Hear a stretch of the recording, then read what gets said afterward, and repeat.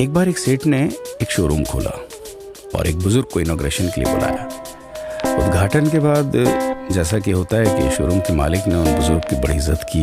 बड़ी इज्जत अफजाई करने के बाद उनको बताया कि देखिए यहाँ पे 21,000 चीज़ें हैं इस शोरूम में बेचने के लिए, इसमें से आपको जो भी चाहिए, जितनी चाहिए आप ले लीजिए। बुजुर्ग हंसे और बोले कि इनमें से एक भी चीज़ मुझे जीने के लिए ज़रूरी नहीं लगती। मुझे तो इस बात का ताज्जुब होता है, आश्चर्य होता है कि इंसान इन सभी गैर ज़रूरी चीज़ों का इस्तेमाल करता कहाँ है। अब देखिए, एयर फ्रेशनर के बिना किसकी सांस रुक गई? फेस वॉश का इस्तेमाल नहीं किया तो कौन काला हो गया? होम थिएटर लाकर कितने लोग कलाकार बन गए? कंडीशनर से किसके बाल मुलायम और काले हुए हैं? अरे जो डाइनिंग टेबल यूज करते हैं, क्या उनके घुटने नहीं दुखते? थोड़ा दिमाग पर जोर डालकर ये याद कीजिए कि हैंड वॉश के बिना आपके किस दादा के पेट में कीड़े हो गए थे।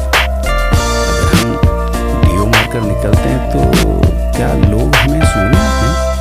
एक्चुअल में तो हम सभी इस प्रकृति को चुनौती दे रहे हैं, वरना बगुला जो होता है वो शैम्पू से नहाता है क्या?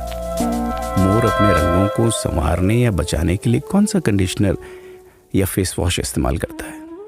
कभी किसी बिल्ली को मोतियाबिंद होता देखा है? किसी खरगोश के बाल कभी गिरते हुए या सफ़ेद होते हुए देखे हैं? इन्हेलर या बाम के बिना भी कुत्ते के सूंघने की क्षमता उतनी ही तेज है। मधुमक्खी का शुगर लेवल बिना दवाई के भी कंट्रोल में ही है। अलार्म के बिना भी मुर्गा रोज उठकर बांग देता है। दरअसल इंसान पैसा खर्च करके दुखी होने की चीजें खुद ही खरीदता रहता है।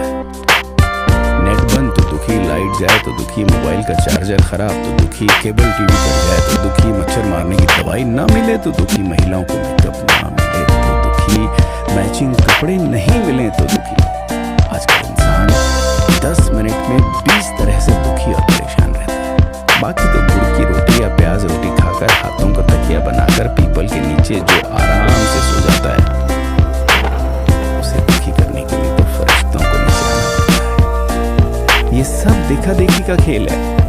सच तो यह है कि सुखी रहने के लिए बहुत कम खर्चा होता है, लेकिन दूसरों को दिखाने में मैं कितना सुखी हूँ, इसी में बहुत ज्यादा खर्चा है।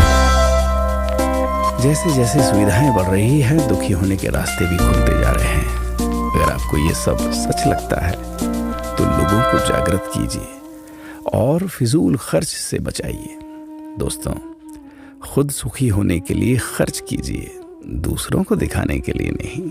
हाँ, लेकिन अपना ख्याल रखिएगा।